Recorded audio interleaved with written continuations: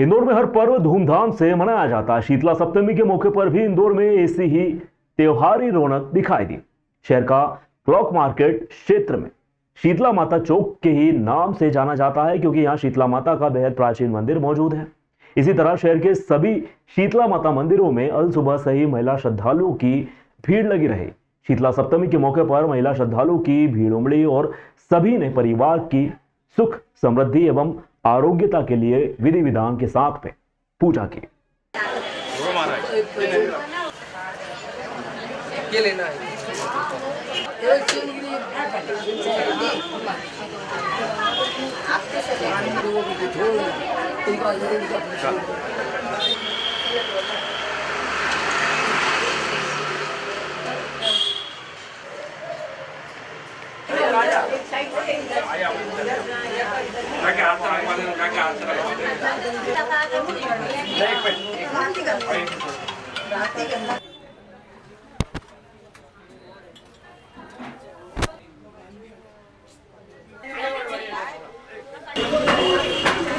मानता है कि जो पूजा करते हैं तो सभी देवी देवता शांत रहे, मतलब घर परिवार में शांति रहे, तो सब इसलिए ठंडा करते हैं माता। आज के दिन नैवेद्य में बनता है पूड़ी भजिए, चरके मीठे खाजे बनते हैं। खाजे का महत्व रहता है कि माता जी को खाजे बहुत ज़्यादा पसंद रहते हैं। चावल है और चावल बनते हैं, वो तो माता जी को बहुत ज़्यादा पसंद है। ये शीतला सप्तमी है, साल भर में एक बार जो माता जी है, ये ठंडी पूजा होती है। माता जी की दीपक वगैरह नहीं लगाते और जल ये अर्पित करते हैं माता जी को। ये बच्चों के लिए अपनी माएँ रखती है व्रत, एक टाइम खाना खाती है, सब अपने अनुसार ही सब भोग धराते हैं माता जी को। शीतला सप्तमी के दिन ठंडी बासी इसलिए खाया जाता है कि अपन बीमार होते हैं, परेशानियां आती हैं, चिकन पॉक्स से निकलते हैं, माता जी निकलती है, उसकी वजह से बच्चों पे ज़्यादा प्रभाव पड़ता है। इसके लिए तो माता जी को ठंडा करते हैं, माता जी का ठंडा बासी खाने का प्रण लेते हैं कि हमारे बच्चे स्वस्थ रहें और इनको कोई रोग बीमारी ना छुए। इसलिए आज के दिन मान्यता रहती है कि उनके नाम से अपन ठंडा बासी खाते हैं। कलेक्टर नीरज कुमार सिंह ने सोमवार को प्रशासनिक संकुल भवन के सभाकक्ष में उपार्जन की समीक्षा कर मानक मापदंड के अनुरूप खरीदी किए जाने के निर्देश सभी उपार्जन संबंधित अधिकारियों को दिए। उन्होंने कहा कि परिवहन एवं भंडारण भी सुचारू रूप से किया जाए, मंडी में होने वाली खरीदी की भी प्रतिदिन रिपोर्ट की जाए। उन्होंने सभी एसडीएम से उपार्जन केंद्रों के निरीक्षण के दौरान पाई गई व्यवस्थाओं के बारे में जानकारियां ली। उन्होंने किसानों की सुविधाओं के लिए खरीदी केंद्रों पर छांव, पेयजल इत्यादि व्यवस्थाएं दुरुस्त करने के निर्देश भी दिए। उन्होंने कहा कि किसानों से प्राप्त शिकायतों का भी त्वरित निराकरण करवाएं, किसानों को भुगतान भी समय पर किया जाए। कलेक्टर सिंह ने लोकसभा निर्वाचन की तैयारियों की समीक्षा कर पीठासीन अधिकारियों का प्रशिक्षण 4 अप्रैल से 6 अप्रैल तक आयोजित किए जाने के निर्देश भी दिए। उन्होंने निर्देशित किया कि पीठासीन अधिकारियों के प्रशिक्षण में सेक्टर ऑफिसर्स भी शामिल होंगे। सेक्टर ऑफिसर्स को भी पीठासीन अधिकारियों के दायित्वों के संबंध में अच्छे से प्रशिक्षण दिया जाए। उन्होंने कहा कि निर्वाचन के सुचारू संचालन के लिए आवश्यक है कि सेक्टर ऑफिसर्स का पीठासीन अधिकारियों के दायित्वों से भलीभांति अवगत होना चाहिए। प्रशिक्षण में विशेष रूप से ईवीएम का हैंड्स ऑन प्रशिक्षण अच्छे से दिया जाए, जिसकी ट्रेनिंग में परीक्षा भी ली जाए। पीठासीन अधिकारियों की परीक्षा के लिए डिप्टी कलेक्टर्स की ड्यूटी लगाई जाए। कलेक्टर सिंह ने बैठक में निर्वाचन के संबंध में मानव संसाधन प्रबंधन, ट्रेनिंग, आवश्यक सामग्री, परिवहन, स्वीप, कानून व्यवस्था, EVM, ballot paper, communication plan इत्यादि मैनेजमेंट की समीक्षा कर नोडल एवं सहायक नोडल अधिकारियों को अपने दायित्वों का गंभीरता पूर्वक निर्वहन करने के निर्देश दिए। कलेक्टर सिंह ने बैठक में समय सीमा के प्रकरणों की भी विभागवार समीक्षा की। उन्होंने निर्देशित किया कि सभी अधिकारी टीएल प्रकरणों को समय पर निराकरण सुनिश्चित करवाएं। बैठक में सीईओ जिला पंचायत मृणाल मीणा, आयुक्त नगर निगम आशीष पाठक, उप जिला निर्वाचन अधिकारी महेंद्र कौचे, एडीएम अनुकूल जैन सहित सभी विभागों के जिला अधिकारी भी मौजूद है। 1 से 7 अप्रैल 2024 तक श्री बिल्वपत्र शिव महापुराण कथा का आयोजन किया जा रहा है। कार्यक्रम के शुभारंभ पर नगर में कल 31 मार्च 2024 रविवार दोपहर 3 बजे से अन्नपूर्णा माता मंदिर व कृषि उपज मंडी गेट के पास से कथा स्थल तक निकली कलश यात्रा में हजारों की संख्या में सभी मनासा नगर के व कथा श्रवण हेतु अन्य शहर गांव से पधार कर महिला व पुरुष, युवा, बच्चे, भक्तजन, श्रद्धालुओं ने इस आयोजन में उत्साह पूर्वक अपनी उपस्थितियां व कथा के प्रति अपनी श्रद्धा व्यक्त की। क्षेत्र के धर्मपरायण महिला, पुरुष, युवा, भक्त परिवार सहित पधारे एवं श्री बिल्व पत्र शिव महापुराण की कलश यात्रा में शामिल होकर धर्म लाभ कमाया। यहां आयोजित कलश यात्रा में अखिल भारतीय तेली महासभा संगठन ने अपने सभी पदाधिकारियों के साथ सम्मिलित होकर विशेष सहयोग प्रदान किया। कल संपन्न कलश यात्रा के साथ आज से प्रारंभ प्रतिदिन श्री बिल्व पत्र शिव महापुराण कथा को श्रवण कर मोक्ष के विषय व शिव तत्व को समझें, अपना जीवन सफल एवं मनुष्य जीवन को धन्य करें। आज सोमवार 1 अप्रैल से रविवार 7 अप्रैल तक समय 1 बजे से लेकर 4 बजे तक कथा स्थल है अक्षत नगर, रामपुरा रोड, मनासा।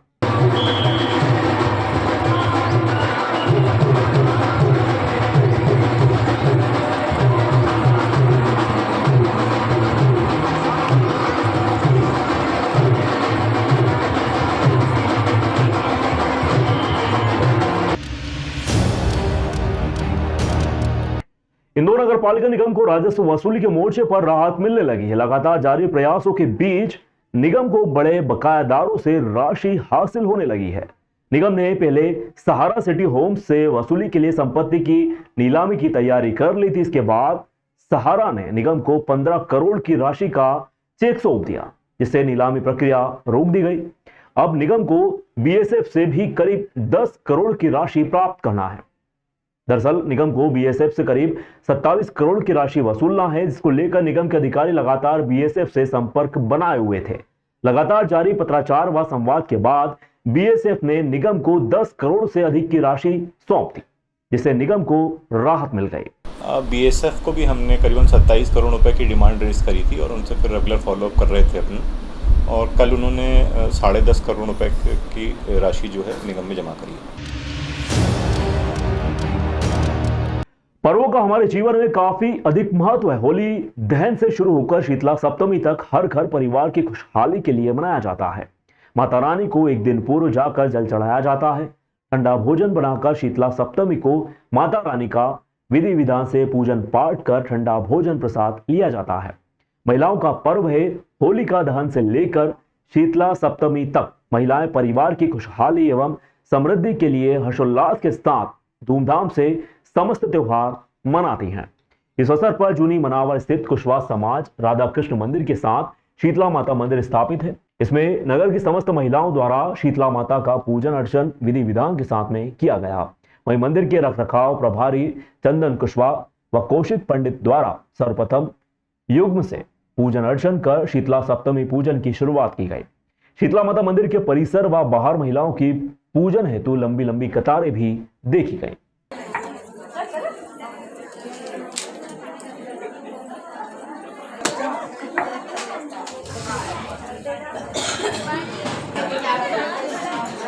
नगर वाले में डाल अभी ऐसा नंबर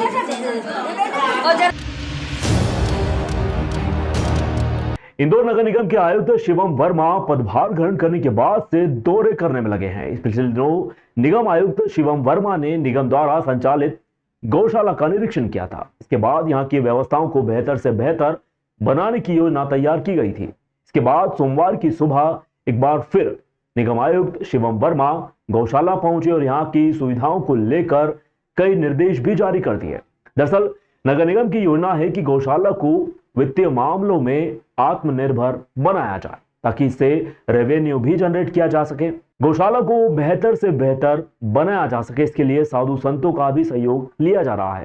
निगम आयुक्त शिवम वर्मा के अनुसार अगले सप्ताह से इन तैयारियों को ठोस स्वरूप देने की शुरुआत की जाएगी। देखिए, हमारी प्राथमिकता है कि हमारी गौशाला में गौ माताओं की बेहतर सेवा हो और उनकी सुविधा बेहतर हो और गौशाला को हम आत्मनिर्भर बना सकें, जिससे वहाँ के भी जो चीज़ें जिससे हम लोग रेवेन्यू अर्न कर सकें, ऐसे प्रयास करने का प्लान है। तो इसीलिए प्लानिंग की दृष्टि से हम लोग आज देखने भी गए थे और इसमें कुछ महात्मा साधु संत के भी हम लोग इसका भी सहयोग ले रहे हैं। तो सभी लोग आज एक पूरी टीम की विजिट थी और निश्चित ही हम लोग अपनी कार्य योजना बना रहे हैं। उसको शीघ्र ही मतलब अगले हफ्ते से हम लोग इसको इम्प्लीमेंट करना भी शुरू करेंगे, जिसमें बेहतर सुख सुविधाएँ होंगी और साथ ही साथ इसको आत्मनिर्भर बनाने की तरफ हमारे जो कदम होंगे वो उठाएंगे हम।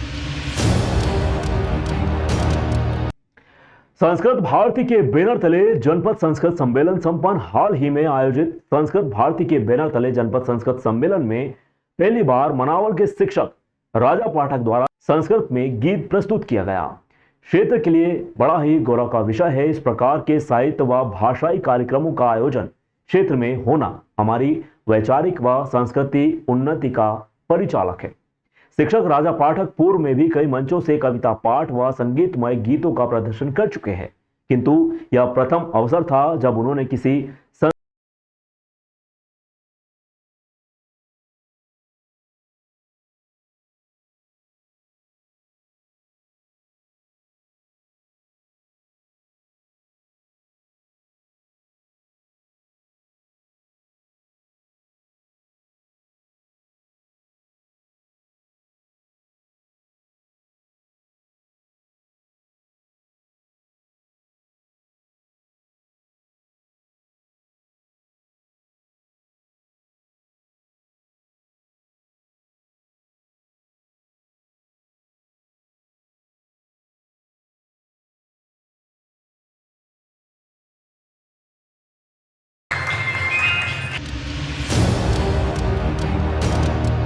श्री 1008 श्री गजानन जी महाराज श्री अंबिका आश्रम श्री बालीपुर धाम में सुश्री ठाकुर पूर्व मंत्री द्वारा बाबा जी के दर्शन किए। मां अम्बे, बाबा जी की प्रतिमा, यज्ञ नारायण भगवान, नीलकंठ भगवान के दर्शन किए गए। मौसम के संचालक योगेश जी महाराज ने उनके पुष्प गुच्छ से उनका स्वागत किया। तत्पश्चात उषा ठाकुर ने बिल्व वृक्ष के नीचे यज्ञ किया। मुखाग्र श्री दुर्गा सप्तशती के सिद्ध कुंजी का स्रोत अथ सप्त श्लोकी, दुर्गा जी के 7 मंत्र, हनुमान चालीसा का पाठ, संकट मोचन हनुमान अष्टक, रुद्राष्टक एवं उनके साथ आए वरिष्ठ कंचन सिंह चौहान, ओम प्रकाश प्रसादिया, श्याम आदि भक्तों द्वारा पाठ किया गया। हमारे साथ राम जी तो हमें काहे की चिंता का भजन, महिषासुर मर्दिनी सेल सुते मां की प्रार्थना, रामायण का पाठ भी किया गया। फलस्वरूप श्री योगेश जी महाराज ने रुद्राक्ष माला, रामचरितमानस, दुर्गा चालीसा, हनुमान चालीसा, गमच्छे एवं अन्य धार्मिक पुस्तकें, फलों की टोकरी भी भेंट की। सभी को शुद्ध शाकाहारी भोजन भी करवाया गया। उक्त जानकारी सदगुरु सेवा समिति के जगदीश पाटीदार ने दी। नर्मदीय ब्राह्मण समाज के पूर्व राष्ट्रीय अध्यक्ष सुभाष महोदया, गायत्री राठौर, नरेंद्र सोलंकी, सुभाष राठौर, पन्नालाल, देवेंद्र आदि का सहयोग रहा।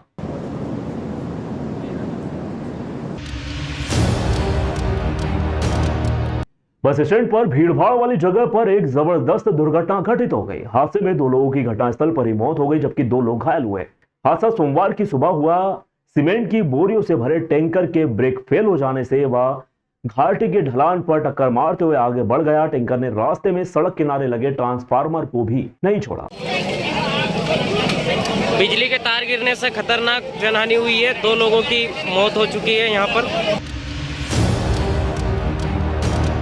नेपालनगर के मनोज टॉकीज चौराहे पर शुक्रवार शाम निजी जमीन पर किए जा रहे अवैध अतिक्रमण का कवरेज करने पहुंचे पत्रकार सागर चौरसिया पर भूमाफिया ने लाठी डंडों से हमला कर दिया। पत्रकार का मोबाइल भी छीन लिया था। यह सारी घटना चौराहे पर लगे सीसीटीवी कैमरे में भी कैद हो गई थी।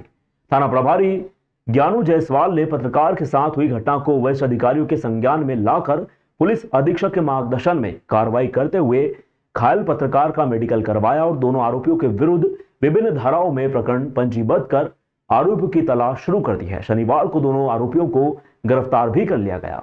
परसों के दिन मनोज टाकीज पर सागर चौरसिया जो पत्रकार हैं उनके बीच और रमेश और अजय दोनों बाप बेटे हैं, इनका कोई प्लाट का विवाद है। इस पर सागर चौरसिया कुछ कवरेज करने गए थे वहाँ पर, इस बात को लेके विवाद हुआ है। उसमें सीसीटीवी फुटेज भी देखे गए जिसमें रमेश चौहान, अजय, सागर चौरसिया जो पत्रकार उनके साथ मारपीट करते दिख रहे हैं। और हमने परसों के दिन तत्काल FIR भी करी है। सागर चौरसिया को चोट आई है पैरों में, मेडिकल कराया गया। दोनों आरोपी बाप बेटे जो है अजय और उसके पिता रमेश को गिरफ्तार किया गया है।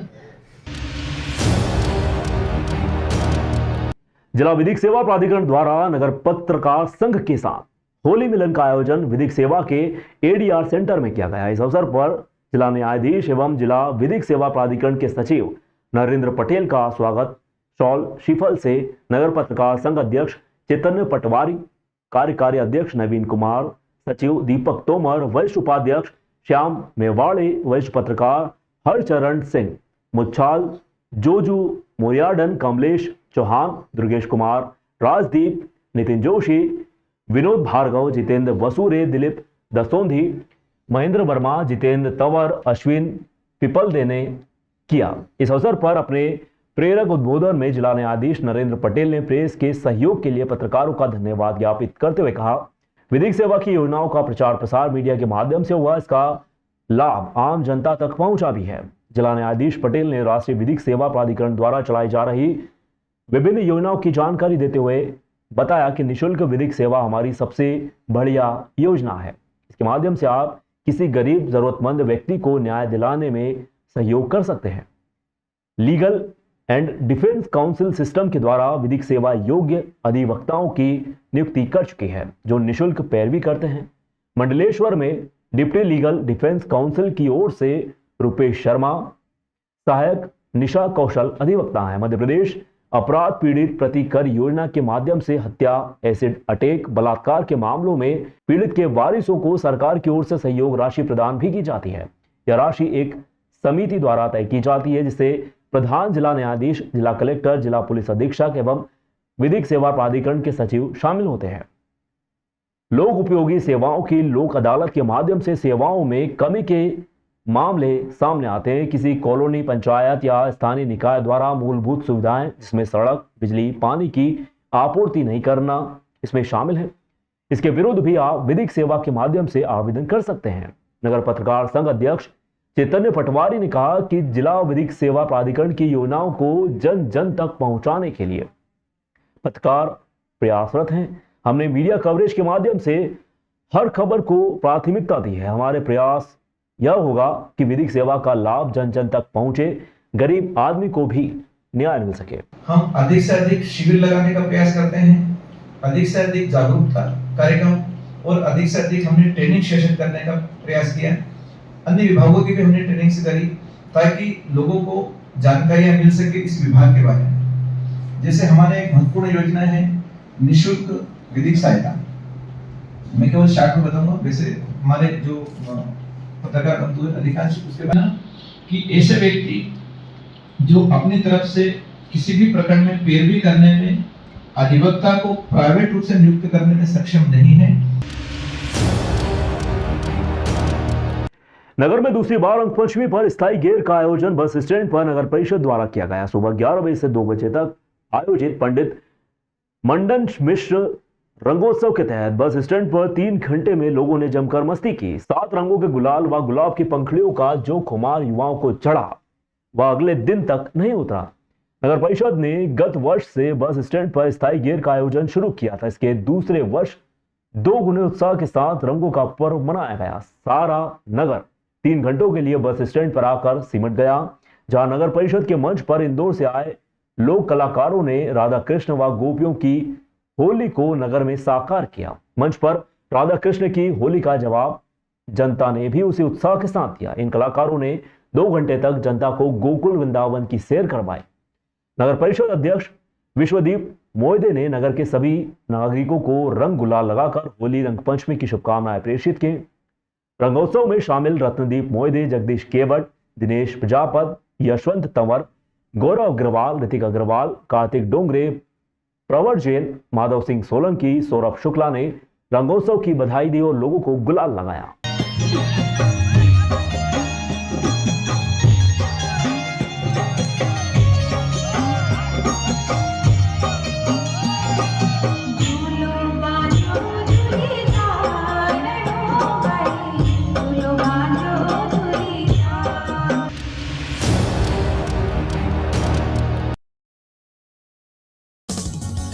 देश गांव शहर सब पे नजर, सबकी खबर, नया रूप है नए है रंग, सबको समेटे अपने संग।